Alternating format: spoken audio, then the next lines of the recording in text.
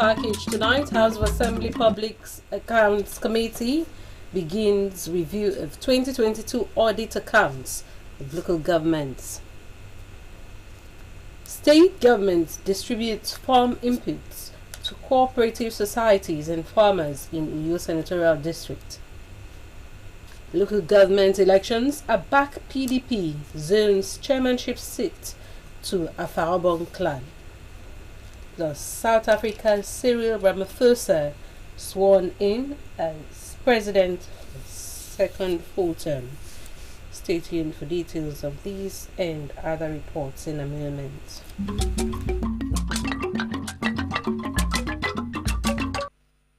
Hello, good evening. Welcome to the news. My name is Mercy Ikere. The Public Accounts Committee of the Akwa Ibom State House of Assembly has begun reviewing the 2022 audited accounts of the 31 local government areas of the state. The committee, which is chaired by the Ibom State Constituency Representative Mr. Eric Akpan, commenced the exercise today at the committee room of the House and promised to be thorough in the review scheduled to last for 5 days. Legislative Affairs Correspondent Uyuko Swa reports. Local government councils who appeared before the committee on the day one of the exercise were Ibesikbo Asutan, Ibionibum, Eserekep, Nseribum, and Uran. Key issues addressed included unremitted balances, outstanding deposits, cash and bank balances, and non-reconciliation of bank statements. Query responses that met the committee's requirements and resolved were waived, while others not resolved remained pending. Chairman of the Public Accounts Committee, Mr. Eric Akpan, said the committee's objective was to address the audit queries raised by the Auditor General for local governments. He encouraged the directors of finance, auditors, and heads of service to collaborate effectively to resolve long-standing bad debts, while the heads of the councils were tasked on strict adherence to the principles governing local government services to prevent future legal issues. The Public Account Committee has noticed that the retirement of advances and deposits from different councils, 31 local government councils, has become a recurrent decimal. So that is why we had to prepare this template, which we will hand over to different local government, so that they will not say that they did not know the modalities of going through that retirement. Mr. Pan noted that the committee's main responsibility is to ensure that public funds are used appropriately and in line with approved activities and services, preventing misappropriation. He instructed that all audit queries must be accompanied by evidence and assured that, with the cooperation of the local government councils, the committee would present a comprehensive 2022 audited accounts of the 31 local government areas to the House at its next sitting. Uyuko Swa, AKBC News. Cooperative societies and farmers in Uyo Senatorial District have benefited from free farm inputs by Akwa Ibom State Government. The farmers were given cassava cuttings, coconut and pepper seedlings, as well as chemical products to boost food production. AI Nopo reports. Addressing the farmers who came in groups and members of the cooperative societies, the Commissioner for Agriculture and Rural Development, Dr. Fiongofo, said the present administration is interested in food availability and sufficiency. The reason different groups and organizations have been given farm inputs from time to time to meet up with their rice agenda of Pastor Moino's administration. Dr. Fo enjoined the beneficiaries to ensure that the plants their input and said that groups in Eket and Ikorekbene Senatorial District would also benefit from the free farm input. She called on everyone to take advantage of the governor's benevolence of dedicating the first and last Fridays of every month as farm days and plant crops that have comparative advantage to the soil. abasedi on frɛ we won get dem kpa won edi ebo ya mi mo edi bom kpa government na o mi so from time to time ya ikon mu fi si don bo ni do kom mu ko mem kpa se yeminam so that group say me don so kpa stronger ya edi on the total number of members si ba ke group get ifan edi ban ifan edi del so there might be no support me edi on say na me no each group. The permanent secretary in the ministry, Mrs. Mary Koite, lauded the governor for continuously empowering farmers, expressing the hope that with the radical planting this year, there will be enough food in the coming years. She warned against selling the farm input to make money. Free so on some call agri. Governor Moino, and he said we should give to groups cassava stem, coconut, and every good thing that will bring food on the table. The chairman of Farmers Association of Nigeria, Prince Basiwan, chairman of Akwa Ibom Multi-Purpose Elderly Citizen Cooperative Society, retired Ambassador Joseph Akman, and the leader, Women AgroLink International Foundation, Mrs. Theresa Akman, thanked the state government for the support farmers enjoy every time, promising to make judicious use of the inputs. We, the farmers in the state, we are going to make good use of this by planting them on specification. And by God's grace, we are sure from harvest. And now I'm using this opportunity to plead and ask that we need more support. We want to, at least, we are not Oliver Twist, but we want to borrow from Oliver Twist. To say that we, the farmers, we need government grants. Things are so difficult because we trust our governor, he will do it. Eyageno Paul, AKBC News. Governor Siminalayi Fubara of Rivers State has ordered for audit of the accounts of the 23 local government areas in the state for the past 3 years. Fubara gave the order to the Auditor General of the state on today while swearing in the Caretaker Committee Chairman of Local Government Councils at the Executive Council Chamber of Government House in Port Harcourt, the state capital. The governor also ordered a probe of the tenures of the outgoing local government chairman. The development comes in the wake of the ongoing political crisis bedeviling the state. While swearing in the Caretaker Committee Chairman of the local government areas, the governor said the measure is intended to serve as a check for the incoming officials. He urged the Caretaker Chairman not to see themselves as superheroes, but to protect the interests of their people and demonstrate that the government made the right choice in appointing them. He emphasized the current events are a product of democracy. Fubara explained that the fight against tenure extension is not just about the state, but the entire country, as allowing it in one state could lead to it being replicated nationwide. He pointed out that Rivers State was not doing anything unusual, as most states in the country are also run by caretaker committees.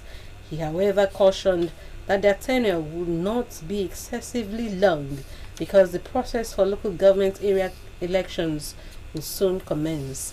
He warned against violence, stating that it is not his approach, urging the officials to sort out the salaries and entitlements of the outgoing chairman.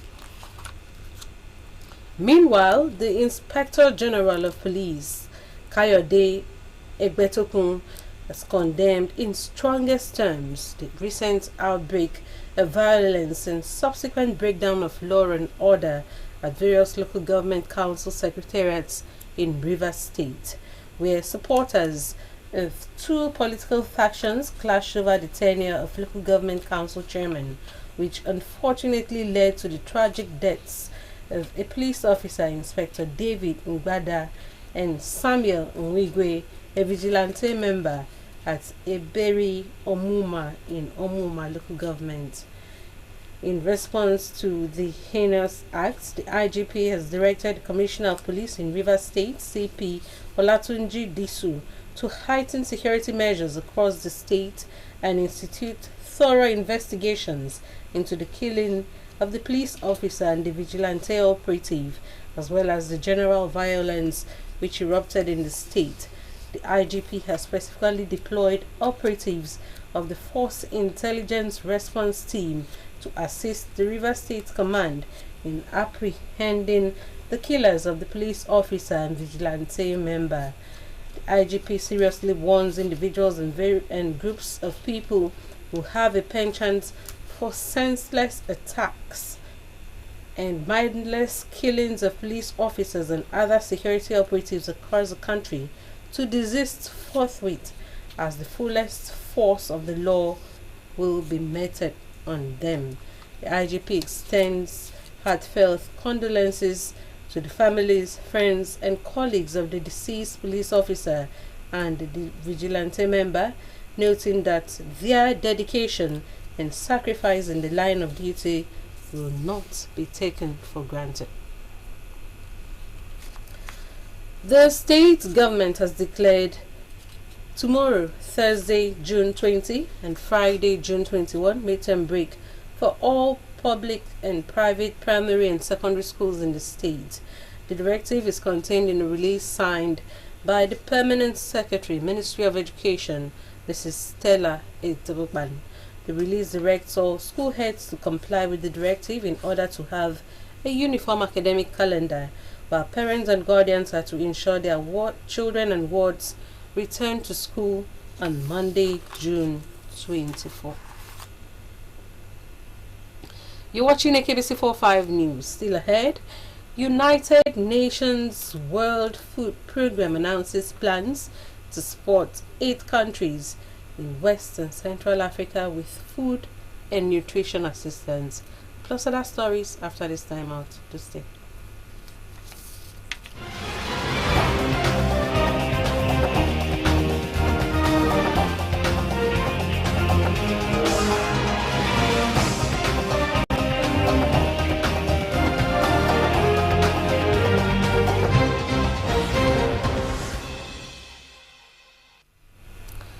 A 5-man committee inaugurated by the People's Democratic Party (PDP) hierarchy in the Abak local government area to review the previous zoning arrangement, also to submit a new zoning agreement for chapter officers and office of the executive chairman of the council, has presented its report, zoning chairmanship seat to Afarobon clan. The committee, chaired by a former member who represented Abak in the Akwa Ibom State House of Assembly, Mr. Imon Iboite, presented its report in an enlarged meeting held at the Abak PDP Secretariat and attended by public office holders, chapter officers, members, elders forum, Mbongi, and other political appointees. Margaret Bassi has details. Other members of the committee are Mrs. Ekemini Umo, Mrs. Useneno Tom, Mr. Udrak Etogudo, while Barrister Imo Williams acted as the secretary. According to the committee chairman and secretary, the need to ensure equity, justice, and fairness on the distribution and allocation of various offices was paramount as they considered the terms of reference, analysis of the laws and constitution of the Federal Republic of Nigeria, the party, and AKBC, also the previous zoning arrangement, arriving at a conclusion that Chairman, Otoro Clan, Vice Chairman, Afarabon Clan, Secretary, Ediana, Woman Leader, Medium, Youth Leader, Apak 4, Treasurer, Medium 2, Assistant Secretary, Medium 1, Organizing Secretary, Otoro 2, Financial Secretary, Apak 5, Publicity Secretary, Apak 3, Assistant Police Secretary, Otoro 1, Legal Advisor, Apak 2, Auditor, Afarabon 1, Ex Officio 1, Medium 2, Ex Officio 2, Otoro 1, Ex Officio 3, Abak 5, Ex Officio 4, Afarabon 2, Ex Officio 5, Afarabon 1, This committee do hereby zone the office of the council chairmanship to a Parabon clan. To guide the local government to sustainable system of evolving chairmanship. The Speaker, Akwa Ibom State House of Assembly, Elder Odemotong, while expressing satisfaction on the outcome of the zoning arrangement and the peaceful ambience that has brought about the decision of the committee's resolution, promised the collective collaboration of all sons and daughters of Abak to the smooth actualization of Governor Moino Erai's agenda. Because of the righteous man that is on the throne, Pastor Umar Basi Eno, we have peace in all the 31 local governments. Abak have decided today that the zoning or chairmanship position is going to Parabon's land. And that stands. After that, we will start rotating and it will go through the 5 clans. Two terms. Zoning committee.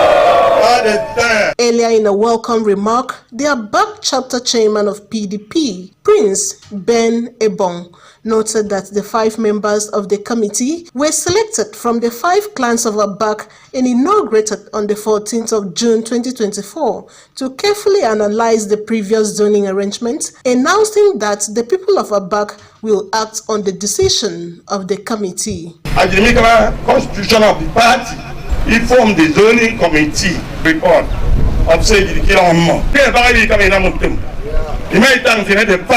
representatives of ward chairman, transition committee members, elders forum, Mbong and other political appointees affirmed the decision of the zoning committee. Today marked a very special day.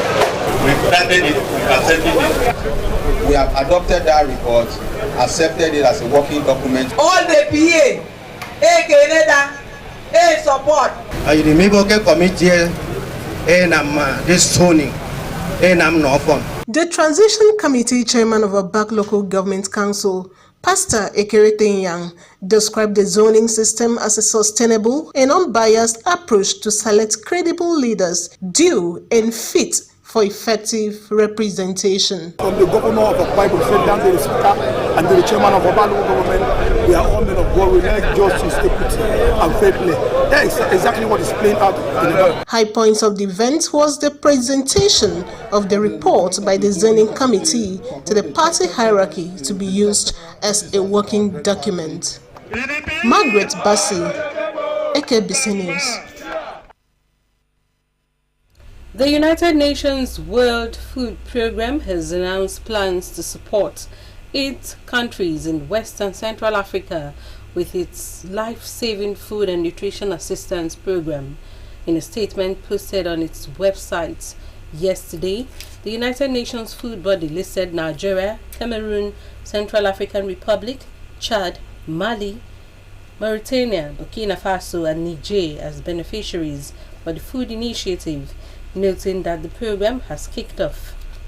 The World Food Programme's Regional Director for West Africa, Chris Nikoy, said the alarming hunger crisis in the region underscores the urgent need for transformative solutions to help vulnerable families meet not only their immediate food needs, but also build a brighter future. He said the hunger and nutrition crisis in West and Central Africa is driven by the impacts of conflicts, high food prices, and the impacts of climate crisis. Economic shocks linked to market disruptions, high inflation, and weakened economic activities, depreciating national currencies, and increasing costs of fuel and agricultural inputs have inflicted a significant toll on the people, particularly in Nigeria, Ghana, and Sierra Leone. South Africa's Cyril Ramaphosa has today been sworn in for a second full term in office as president, despite failing to secure a majority in parliament in last month's election for his African National Congress, ANC. Lawmakers re-elected him as president last week following a deal between the ANC, his long-term rival, Democratic Alliance DA, and other parties to form a coalition government.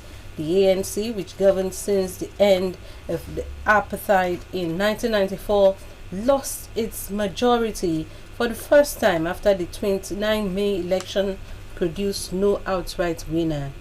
Many dignitaries, including several African heads of states, attended this ceremony. Ramaphosa swore to be faithful to the Republic of South Africa, obey, observe, and uphold the Constitution and all other laws of the Republic. The oath of office was administered by Chief Justice Raymond Zondo. Mr. Ramaphosa has kept the presidency even though the ANC vote fell by 17% points and it lost 70 seats in parliament. He did this through a power-sharing arrangement with pro-business DA, a historic rival, and other parties.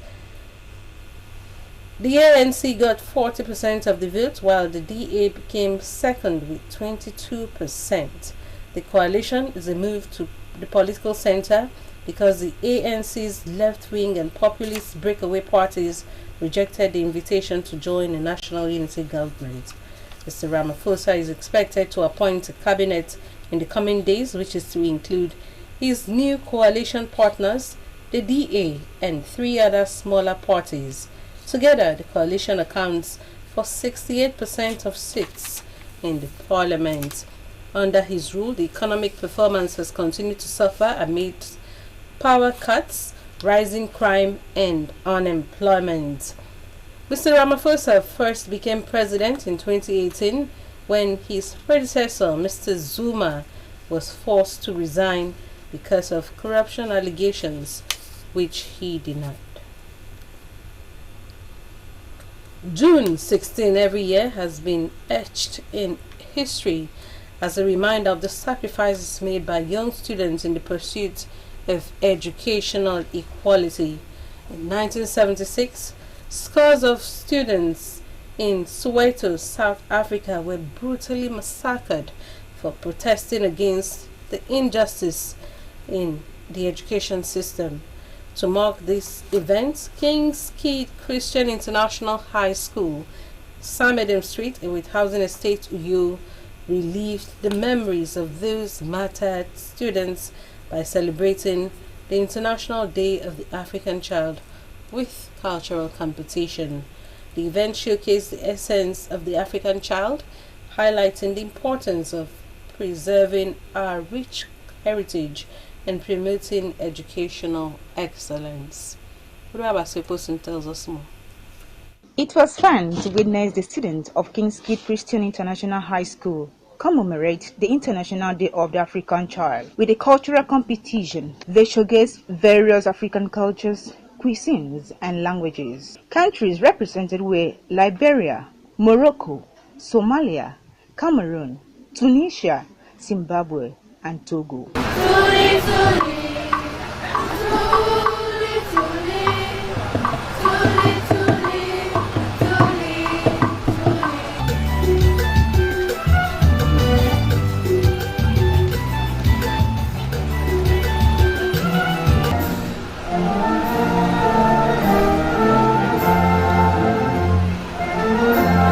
The occasion was graced by the school's founder, Professor Etemudo Isien, who expressed his delight at the students' performance and saluted their efforts, saying talent exhibited at the event is a testament to the richness of African heritage. Africa will be what we want it to be, and we will grow to be great and take our position.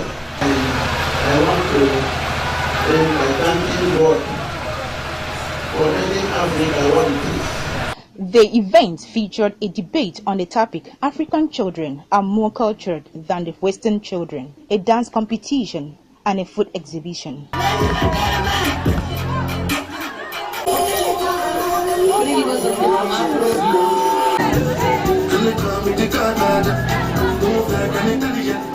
At the end of the contest, the students who represented Somalia secured third place, Cameroon came second, and Togo emerged the overall winner.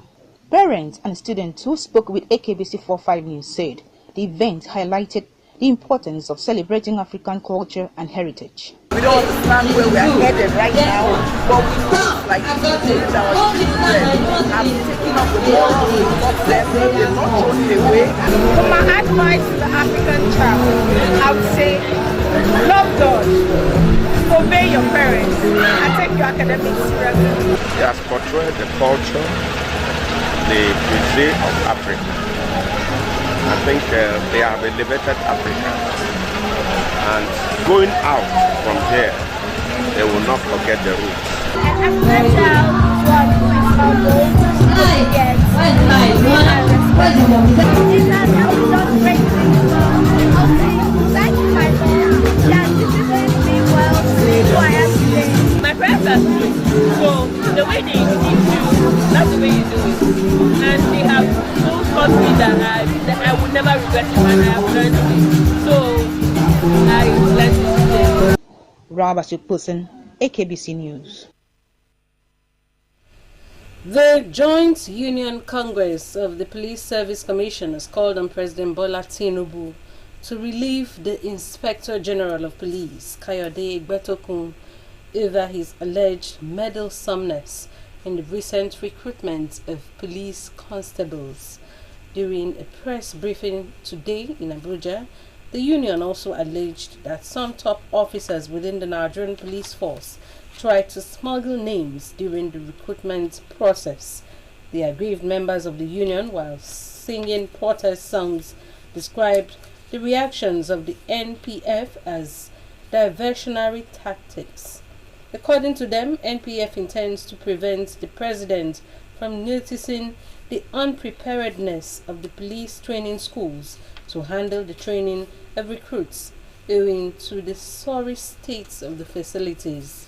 The move comes after the Police Service Commission recently released 10,000 names of successful candidates employed from the recent recruitment exercise by the Commission.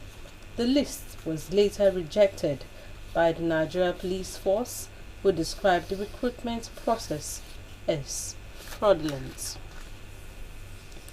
And on that note, we conclude our package tonight, but not without reminding you of our headlines, which the Public Accounts Committee of Akwa Ibom State House of Assembly has begun reviewing the 2022 audited accounts of the 31 local government areas of the state. We also told you that a 5-man committee inaugurated by the People's Democratic Party hierarchy in a back local government area to review the previous zoning arrangement and also to submit a new zoning agreement for chapter officers and office of the executive chairman of the council has presented its report zoning the chairmanship seat to a Faobong clan. That's a package. Thanks for your time. My name is Mercy Ekere. Do have a pleasant night.